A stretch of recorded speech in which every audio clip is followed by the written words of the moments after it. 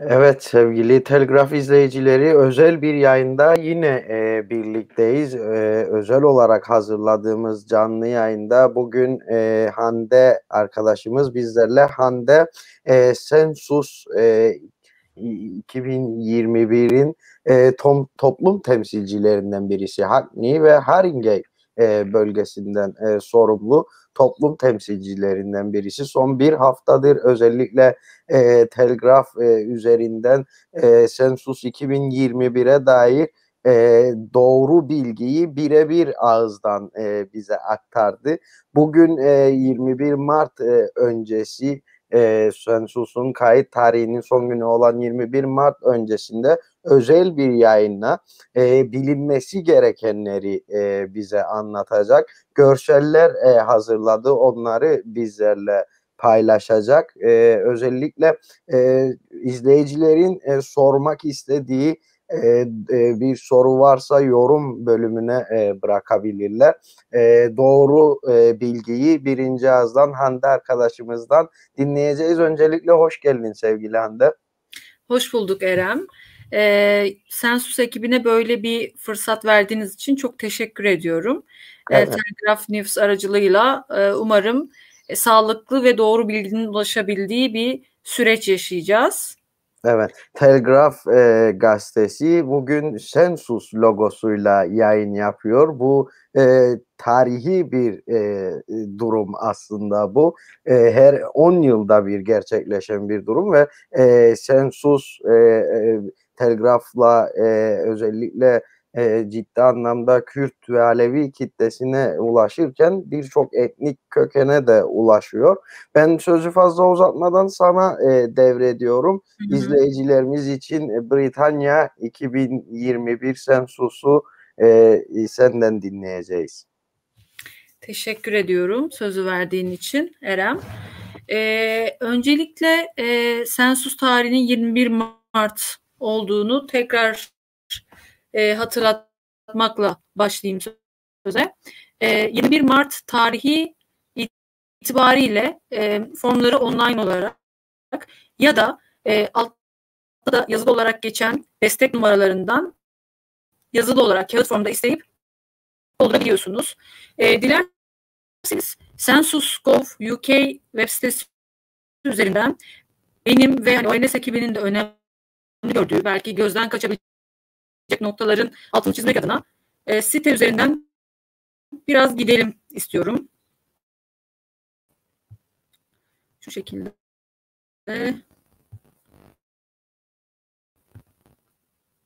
Sanırım web sitesini şu anda görebiliyorsunuz. Şimdi zaten online olarak doldurabilmeniz için formu census.gov.uk sitesine girmeniz gerekiyor. Gördüğünüz gibi Start Census yazısı tıklayıp evinize gelen 16 hanelik kodu girebiliyorsunuz. Sonrasında da zaten artık soruları cevaplamaya başlıyorsunuz.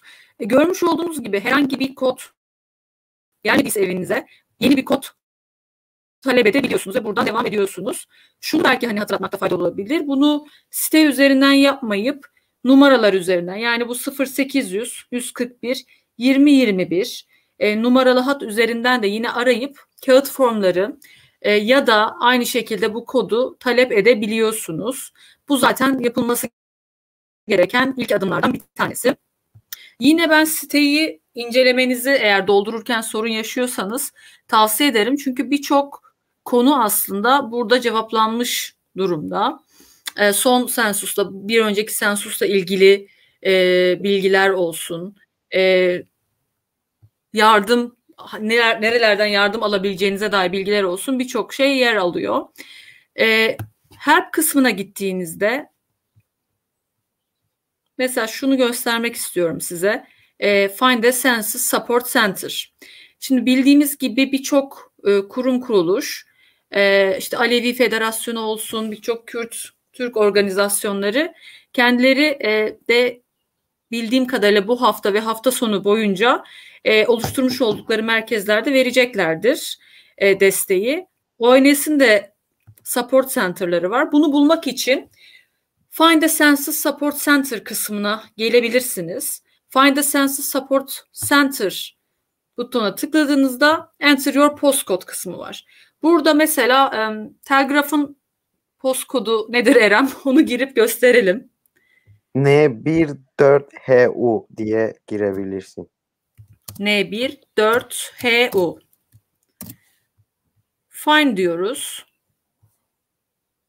Şimdi gördüğünüz gibi size en yakın olan Support Center'dan yani destek merkezinden başlıyor. Mesela bir tanesi Hackney Cooperative Developments'mış. Beechwood Road. Şimdi burada şuna dikkat etmenizi isteyeceğim. Doğrudan fiziki olarak açık olmayabiliyor bu merkezler. Şuna dikkat etmenizi isteyeceğim. Opening Times and Facilities'de baktığınız zaman bu merkezlerin hangi saatlerde açık olduğunu, yani büyük ihtimalle telefonla hizmet veriyor ya da randevu alıp sonrasında gidebiliyorsunuz. Kapalı olduğu tarihleri de görebiliyorsunuz.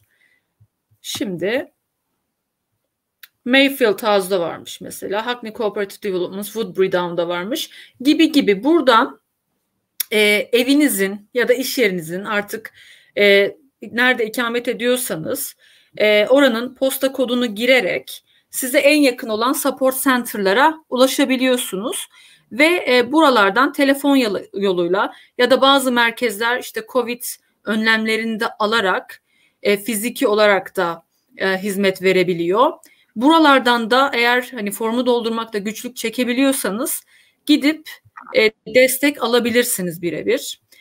Bir diğer bence bilinmesi gereken ve belki hani gözden kaçmış olabilen destek butonu Language and Accessibility olan dil bölümü. Şimdi Language kısmına geldiğiniz zaman şunu göreceksiniz. Bir kere zaten yine altta geçen numaralarda 0800 587 20 21 dil destek hattı ve görmüş olduğunuz gibi yaklaşık sanırım 49 dildi. 49 farklı dilde destek var. Mesela buradan Türkçe açtığımızı düşünelim. Bunu çevrim içi olarak doldurma seçeneği var. Buradan bakabilirsiniz genel açıklamalara. Size yine burada adım adım anlatıyor. Ve nüfus sayımı kağıt üzerinde doldurma kısmı var. Burada da yine görmüş olduğunuz gibi yan tarafta dil yardım hattı numaraları yazıyor ve hangi saatler arasında ulaşabileceğinizi görüyorsunuz. Ve hani bir diğer önemli hane halkı form kılavuz kitapçığı. Burada da yine hani mesela Türkçe açıklamalarını okuyabilirsiniz. Hane halkı ile ilgili olarak. Kafanızda hani var olan sorularla ilgili herhangi açıklanmaya ihtiyaç olan şeyler varsa bu formdan da bakılabilir.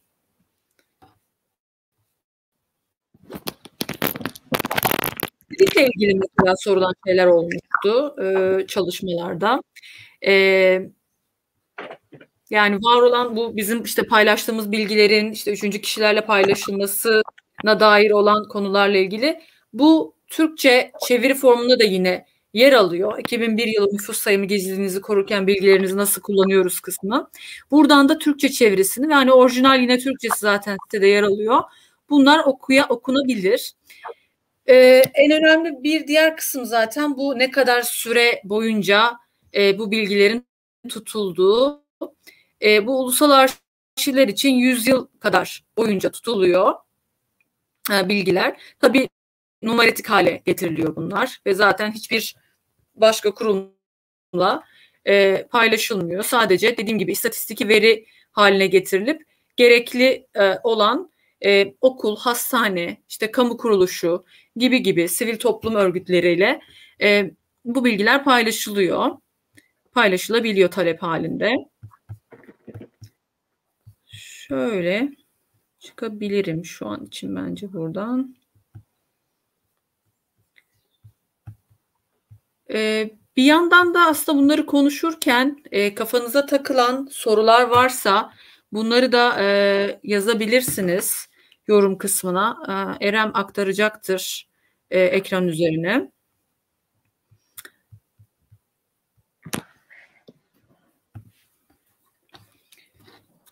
Bir de şöyle bir gelen sorular olmuştu. Belki yine merak edenler vardır. Onları yanıtlayabilirim. İlave formlar var. Hani sadece bu household formlar değil.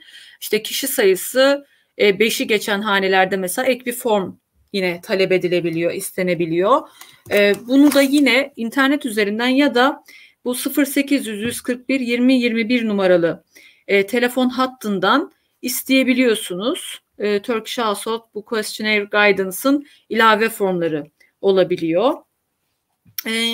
Bir diğer belki unutulmaması gereken şey formu zaten bu 16 haneli kod geldikten sonra bu tarih itibariyle doldurabiliyorsunuz. Fakat 21 Mart itibariyle değişiklikler olduysa özellikle bu ziyaretçi kısmı var. O gün yer alan size işte yatılı ziyarette olan kişilerle ilgili. Bunu da yine 21 Mart günü ya da en kısa tarihte belki bir gün sonrası gibi de aslında doldurabilirsiniz. Ama hani kesin bir şekilde herhangi bir değişiklik olmayacağından eminseniz bu tarihten önce doldurmanızda da herhangi bir sıkıntı ve sorun yok ve olmayacak. Herhangi bir soru var mı Erem? Yani şu an için halen izleyicilerimizden bir soru gelmedi. Fakat özellikle bilgi kirliliği konusuna biraz değinebilirsin. Tabii. Şöyle bu bilgi kirliliği konusunda da bir önceki yayında da konuşmuştuk. Hani farklı böyle şehir efsanelerinin dolandığına dair işte mortgage ya da yüksek kredi verilebileceğine dair ve bunları çeşitli etnik kökenleri işte yazarsak böyle oluyormuş gibi. Ya bunlar kesinlikle hani aslı astarı olmayan söylentiler diyebilirim. Her zaman bahsettiğim gibi bu confidential durum yani bu gizlilik durumu çok önemli. ONS için herhangi başka bir kurumla zaten kişisel bilgilerin paylaşımı yasak. Bu kurum içinde zaten yasak olan bir şey. Yani bu durumun gerçekçi olmadığını buradan da hani ilk ağızdan da tekrar söyleyebilirim. Başka gönüllü sorularla ilgili olan gelen mevzular vardı. Zaten ilk kez bu yıl bu işte cinsel yönelimle ilgili sorular var ve bunlar zaten gönüllü sorular. Siz cevaplarken de üstünde volunteer olduğu belirlenmiştir. Cevap vermekte ya da vermemekte özgürsünüz. Ama şunu da hani bilmekte fayda var. Neden bu sorular var, gönüllü sorular? Özellikle temsiliyeti, temsil edilmesi noktasında güçlük yaşanan gruplar adına sivil toplum örgütlerinin çalışmaları oluyor bildiğiniz gibi. Bu çalışmalara doğru bilgi aslında aktarılabilmesi için bu tarz soruların da olması aslına bakarsanız olumlu bir gelişme. Ama tabii ki yine cevap verip vermemek size kalmış durumda.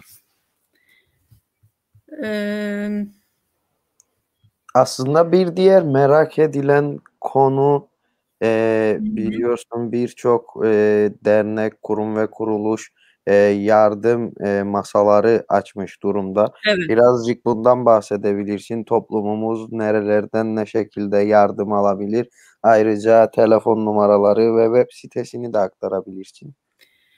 Şöyle hani onları aslında belki sizin aktarmanız doğru olur. Benim sadece hani Sensus noktasında hani ONS'in destek hatları ve nerelerden işte bu yardım merkezlerini az önce hani göstermiştim sitede. Dilersen sen onlardan hani bahsedebilirsin Erem.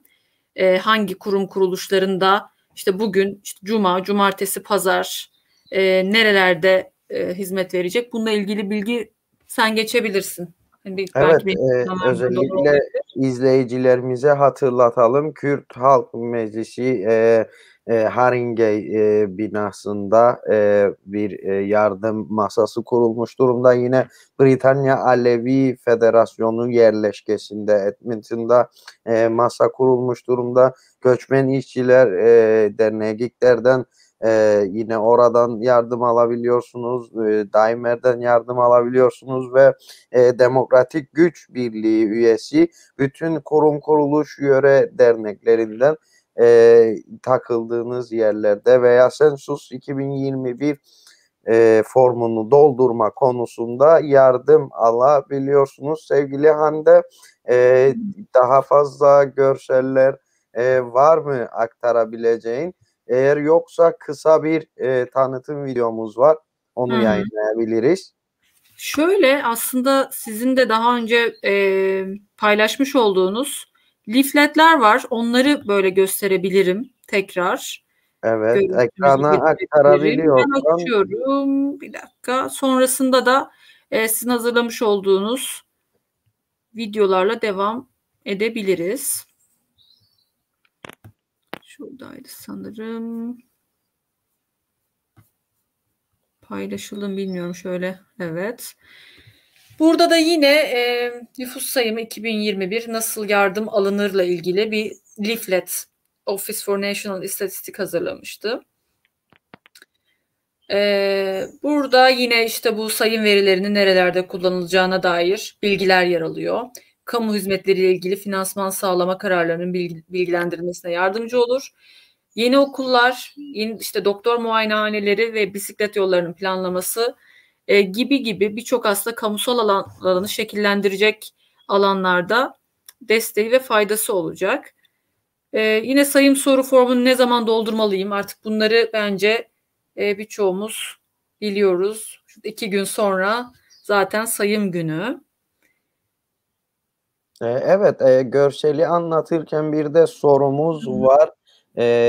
21 Mart tarihine kadar formu doldurmadığım takdirde daha sonraki zamanda katılmamız, formu doldurmamız mümkün mü? Şöyle, formu 21 Mart ve sonrasındaki aslında en yakın tarih, belki 1-2 gün süre boyunca yine doldurabiliyorsunuz. Doldurma devam edecek. Yani pazartesi yine mesela doldurmaya devam edebilirsiniz. Çünkü 21 Mart tarihini aslında esas alıyor ve bu yıl için İngiltere ve Galler'de aslında hani genel bir fotoğraf çekildiğini düşünün. 21 Mart günü insanlar hangi adreste, nerelerde, durumları ne? Bununla ilgili böyle genel bir resim, genel bir fotoğraf alınmak isteniyor. O yüzden hani bundan sonraki günlerde en yakın zamanda, en kısa sürede doldurulabilir. Ama tabii ki ideal istenen bunu 21 Mart ve bir sonraki gün gibi düşünülmesi. Yani çok bunu hani uzatmanın şeyi yok, bir gereği yok bence. Evet. Şeyden çıktık mı? Yine devam ediyorum ekrandan. Şimdi mesela şu da aslında önemli. Bunu hep geçtik. İşitme engel, hani engel bozuklukları olanlar, görme engeli olanlar, öğrenme engellilikleri ya da bilişsel bozuklukları olanlar, fiziksel bozukluklar olanlarla ilgili de yine bu destek hatlarından kişiye özel iletişim kurabileceği ya da formu doldurabileceği kolaylıklar da sağlanıyor. Dediğim gibi yine kağıt nüfus sayım formu istenebiliyor.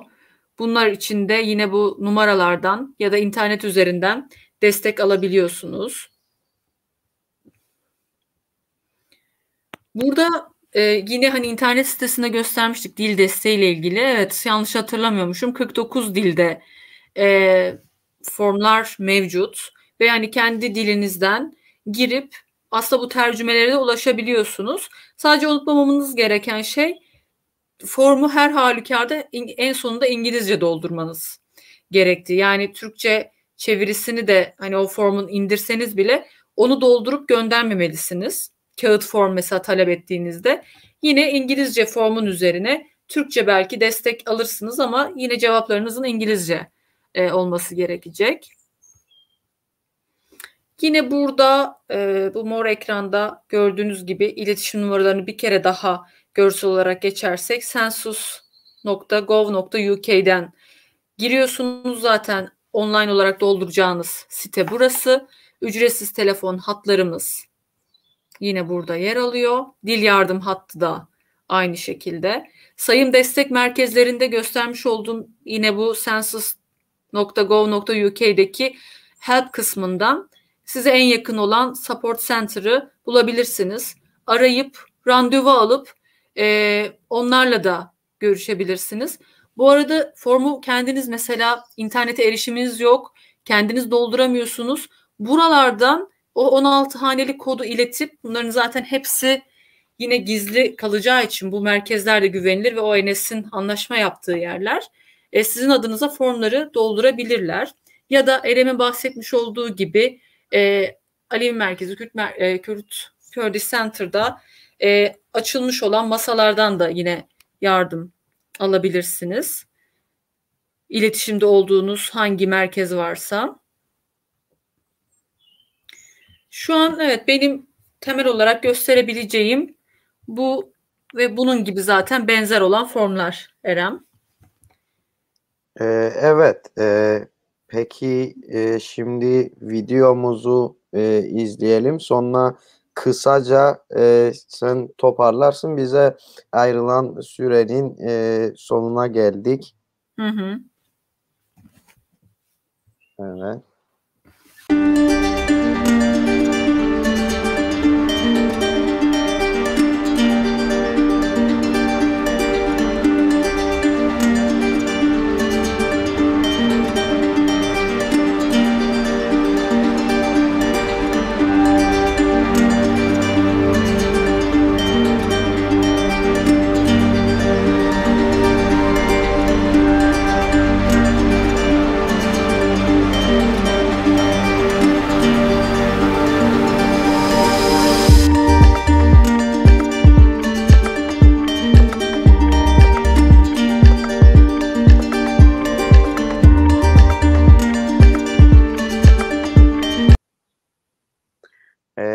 Evet. Emeklerinize sağlık video içinde.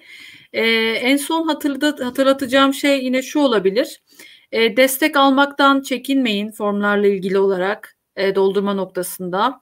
21 Mart yani pazar günü Sensus günü. Sosyal medyadan Facebook, Twitter, Instagram hesapları var. Oradan son güncellemeleri yine takip edebilirsiniz. Sensus 2021 zaten üzerinden. Böyle herkese hayırlı hafta sonları dileyim. Umarım başarılı bir nüfus sayımı süreci geçiririz. Benden bu kadar şimdilik. Evet. Sevgili Hande, teşekkürler Sensus adına yaptığın yayından dolayı, aktardığın bilgilerden dolayı sana teşekkür ederiz. Ben teşekkür ederim. Yayınımızın sonunda bir videomuz daha var. Eski HDP milletvekili Sayın Osman Baydemir'in çağrısı var. Onu da izledikten sonra yayınımız son bulacak. Canlar, dostlar, hepinizi saygıyla, sevgiyle, hürmetle selamlıyorum. Doğrusunu söylemek gerekirse bugün sizlerle bir arada olmamın temel nedeni sizlerden bir ricada bulunmak, bir istirhamda bulunmak ve bir çağrıda bulunmak. Her şeyden önce Nevroz atmosferindeyiz ve Halepçe'nin duygu yoğunluğunu yaşıyoruz. Aslında bu çağrım, bu ricam Nevroz'un yüzünden bağımsız da değildir. Biliyorsunuz Sensus organizasyonu, yarı resmi bir organizasyon bu. Britanya'da nüfus sayımını gerçekleştiriyor. Ve diğer nüfus sayımlarından farklı olarak bu kez her etnik kimlik ve her inansal kimlik kendi kimliğiyle sayıma katılabilme hakkına sahip. Dolayısıyla çağrım Britanya'da yaşayan tüm Kürdistanlılarıdır. Çağrım Britanya'da yaşayan tüm Alevi canlaradır. Kakai Ezidi canlaradır. Lütfen kayıt işlemini yaparken Kürt kimliğimizi yazdıralım. Lütfen kayıt işlemini yaparken inansal kimliğimiz neyse mutlaka onu yazalım. Bu bizim temel bir hakkımızdır. temel bir hakkın yanı sıra bana göre bugüne değil, Kürdistan'da Kürt kimliğinin tanınması için, Kürt Alevi kimliğinin tanınması için, Kürt Ezidi kimliğinin tanınması için on binlerce, yüz binlerce insan hayatını yitirdi.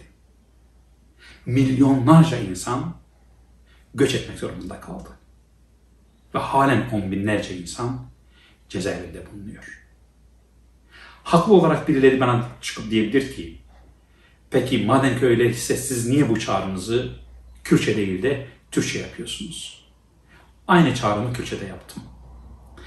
Maalesef 100 yıldır, özellikle de Kuzey Kürdistan'da Kürt dili büyük bir saldırı altında, asimilasyon politikası altında. Ve bundan dolayıdır ki Kürt olup dilini bilmeyen bir nüfus oluştu. Aslında buna bir tepki olarak da bu çağrıyı yapıyorum. Ben mutlak suretle o kayıt işleminin sırasında kendi dilimizi, kendi kimliğimizi ve kendi inancımızı kayıt altına almamız gerekiyor. Aynı zamanda Büyük Britanya'da 500 bini aşkın Kürt nüfusunun, Kürdistanlı'nın olduğu söyleniyor. Kuzey Kürdistan, Doğu Kürdistan, Batı Kürdistan ve Başur Kürdistan. Doğrusunu ifade etmek gerekirse 500 binlik bir nüfus çok büyük bir ekonomik, siyasi, kültürel, diplomatik gücün de ifadesidir. Ama maalesef bu nüfusumuzun önemli bir kısmı kayıtlarda ya Fars olarak, ya Arap olarak ya da Türk olarak geçiyor. Yani hakikati yansıtmıyor. Elbette ki bizim Türk halkına karşı, Fars halkına karşı veya Arap halkına karşı bir kinimiz, bir düşmanlığımız yoktur. Lakin bizim komşularımızdan, yani komşumuz olan halklardan, Araplardan, Farslardan, Türklerden aynı zamanda kendi dilimize, kimliğimize, inancımıza saygı duymaları beklentimiz vardır. Dolayısıyla kendimize olan saygımızın da gereği olarak kayıtlarda dilimizin, inancımızın, kimliğimizin olduğu gibi, hakikatin olduğu gibi yansıması talebimizi ortaya koymuş oluyoruz. Bu itibarla da benim çağrım çok açık ve nettir.